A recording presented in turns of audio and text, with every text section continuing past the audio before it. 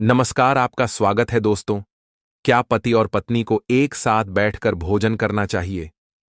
क्या मनुष्य को दूसरों का झूठा भोजन ग्रहण करना चाहिए? इस विषय में भगवान श्री कृष्ण ने बहुत महत्वपूर्ण बातें कही हैं, जो प्रत्येक मनुष्य को अवश्य जान लेनी चाहिए, ताकि उसे कभी अकाल मृत्यु तथा दुख दरिद्रता का सामना न करना पड़े। दोस्तों, इस संसार के प्रत्येक प्राणी को अन्न की आवश्यकता होती है। अन्न से ही उसे ऊर्जा प्राप्त होती है। हर पशु के लिए अलग अलग प्रकार के अन्न की आवश्यकता होती है। पशु भी अन्न ग्रहण करते समय ईश्वर के नियमों का पालन ही करते हैं। इसी प्रकार से मनुष्यों के लिए भी भोजन के कई महत्वपूर्ण नियम बनाए गए हैं। यदि इन नियमों का पालन किया जाए तो मनुष्य को ईश्वर की कृपा प्राप्त होती है। हमारे शास्त्रों में भोजन करने की दिशा, भोजन के प्रकार, भोजन करने का सही समय विषयों में महत्वपूर्ण नियम बताए गए हैं। दोस्तों, भगवान श्री कृष्ण ने भागवत गीता में मनुष्य को भोजन करने संबंधी बहुत ही महत्वपूर्ण उपदेश दिया है। यह उपदेश मनुष्य की उन्नति करने वाला, दीर्घायु दिलाने वाला तथा सभी प्रकार के रोगों से मुक्त रखने वाला है।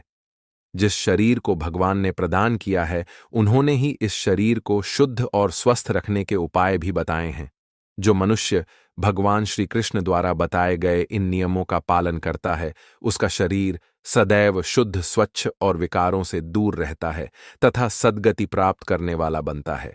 भगवान श्री कृष्ण ने भागवत गीता के माध्यम से मनुष्य को भोजन के प्रकार बताएं, क्रूर और राक्षसी बनती है, और किस प्रकार का भोजन करने से मनुष्य सदाचारी, विनम्र और दूसरे के मन पर विजय प्राप्त करने वाला बन जाता।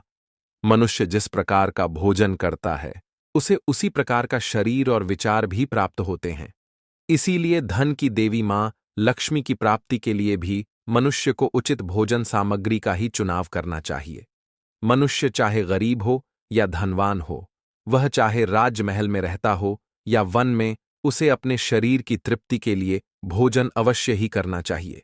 परंतु इंद्रियों की लालसा में इतना भी उन्मत्त नहीं हो जाना चाहिए कि वह तामसिक एवं राजसिक आहार का सेवन करके क्रूर तथा निष्ठुर बन जाए।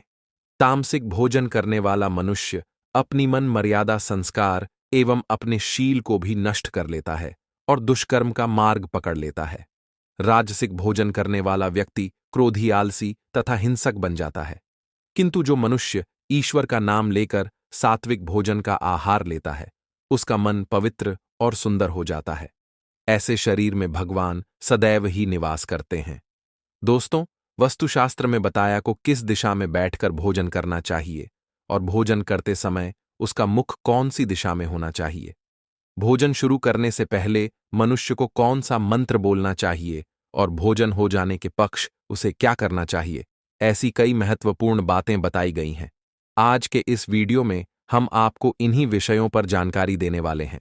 अगर भोजन करते समय परिवार के सभी लोग सही दिशा का ध्यान रखते हैं, तो घर से क्लेश, दुख, दरिद्रता भी नष्ट हो जाती है और मां लक्ष्मी की कृपा से घर में सुख समृद्धि आती है। इसके साथ ही घर के सभी सदस्यों का स्वास्थ्य भी ठीक रहता है। इसीलिए हमें वास्तुशास्त्र में बताई गई इन महत्वपूर्ण बातों पर ध्यान अवश्य देना चाहिए। दोस्तों, विष्णु पुराण के अनुसार भोजन शुरू करने से पहले थोड़ा सा अन्य भूमि पर रखना चाहिए, ताकि देवता, पशु पक्षी, सर्प दायित्व तथा प्रेत पिशाच जो अपने कर्म बंधन से बंधे हुए हैं, उन सभी को अन्न की प्राप्ति हो। यदि भोजन करते समय कोई अतिथि आ जाए तो उसका स्वागत करें और उसे आसान देकर प्रणाम करके उसका सत्कार करें। फिर उसे श्रद्धापूर्वक भोजन कर विदा करें, क्योंकि जिसके घर से अतिथि निराश होकर लौट जाता है, उसे वह अपने पाप देकर उसके शुभ कर्मों को ले जाता है। श्री कृष्ण कहते हैं, मनुष्य को पिता के घर में रहने वाली विवाहित कन्या, दुखिया और गर्भधारण की हुई स्त्री तथा वृद्ध को भोजन करने के बाद ही भोजन करना चाहिए। इन सभी को भोजन कराए बिना जो स्वयं भोजन ग्रहण करता है, उसका भोजन पाप मत बन जाता है। ऐसा व्यक्ति नरक में ही जाता है। जो स्नान किए बिना ही भोजन करता है, उसका भोजन मल भक्षण के समान खत्म हो जाता है। जो बालक एवं वृद्ध आदि के हिस्से का भोजन करता है, उसका भोजन विष्ठा के समान हो जाता है। और जो बिना दान किए ही भोजन ग्रहण करता है, उसका भोजन विष के समान बन जाता है। मनुष्य को कभी दुराचारी व्यक्ति द्वारा दिया गया अथवा दूसरों द्वारा अपमानित करके दिया गया भोजन कभी भी ग्रहण नहीं करना चाहिए। मनुष्य को चाहिए कि परोसे हुए भोजन का अगर भाग अग्नि को देकर ही भोजन करना चाहिए। भोजन को एकाग्रचित्त होकर करना चाहिए। प्रथम मीठा, फिर लवण और खट्टा और अंत में कटु एवं तीखे पदार्थ का सेवन करें। प्रथम पंचनिवाला मौन होकर ग्रहण करने चाहिए। ऐसा करने से व्यक्ति के सभी पाप कर्म तुरंत नष्ट हो जाते हैं और भगवान की कृपा से उसे जीवन भर कभी ऐन की कमी महसूस नहीं होगी।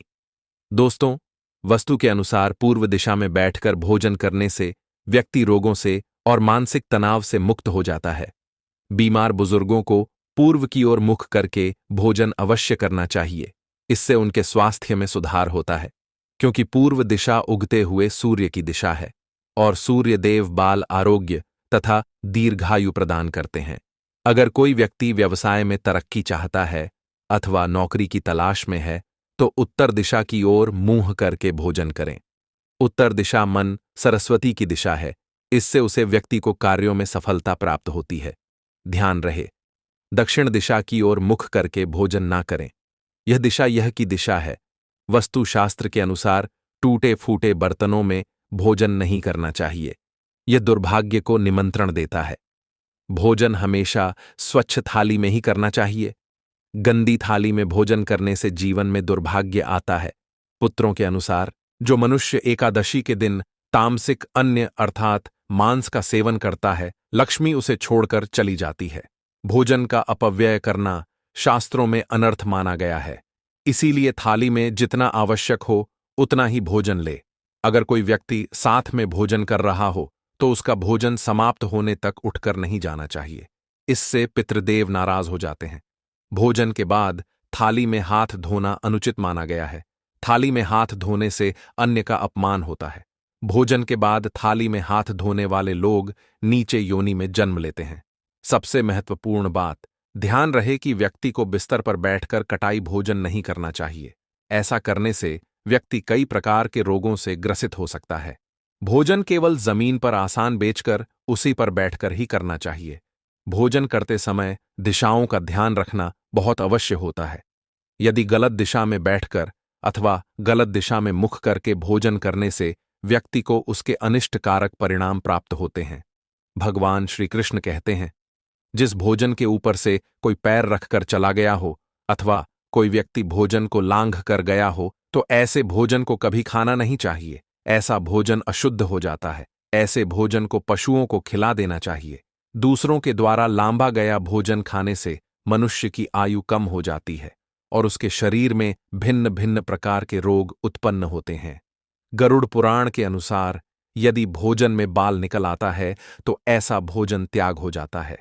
यदि ऐन में बाल निकलता है तो उसे ईश्वर को कभी प्रसाद के रूप में नहीं चढ़ाना चाहिए और ना ही स्वयं खाना चाहिए। ऐसा भोजन पापों को प्राप्त हो जाता है। श्री कृष्ण कहते हैं, मनुष्य को दूसरों के लिए परोसा भोजन भी नहीं खाना चाहिए।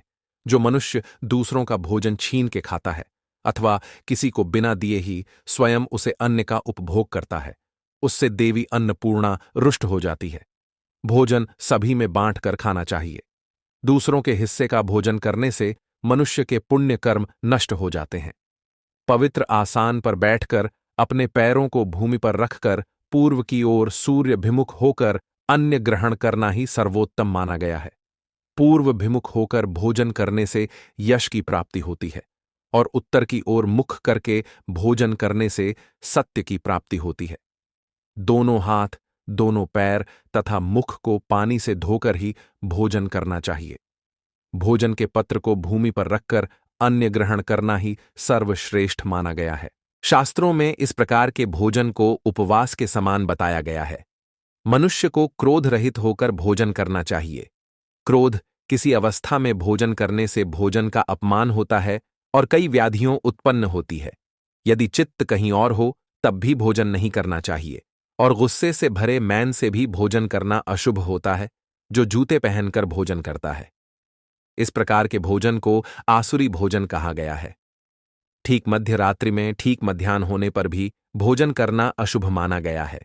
यदि पेट खराब हो तब भी भोजन नहीं करना चाहिए। गिले वस्त्र पहन करके भी भोजन करना अशुभ होता है। दूसरों के लिए परोसा गया भोजन भी कभी नहीं करना चाहिए। सोते हुए खड़े होकर, टूटे फूटे पत्र में भूमि पर रखकर अथवा हाथ पर रखकर भोजन ग्रहण करने से दरिद्रता आती है।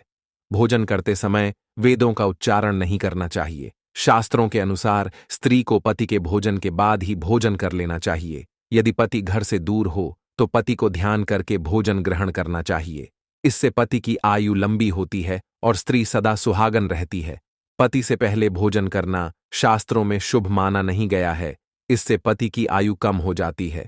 इसके साथ ही विष्णु पुराण के अनुसार पति और पत्नी को एक साथ बैठकर भोजन नहीं करना चाहिए। ऐसा करने से दोनों में क्लेश और विवाद होता है।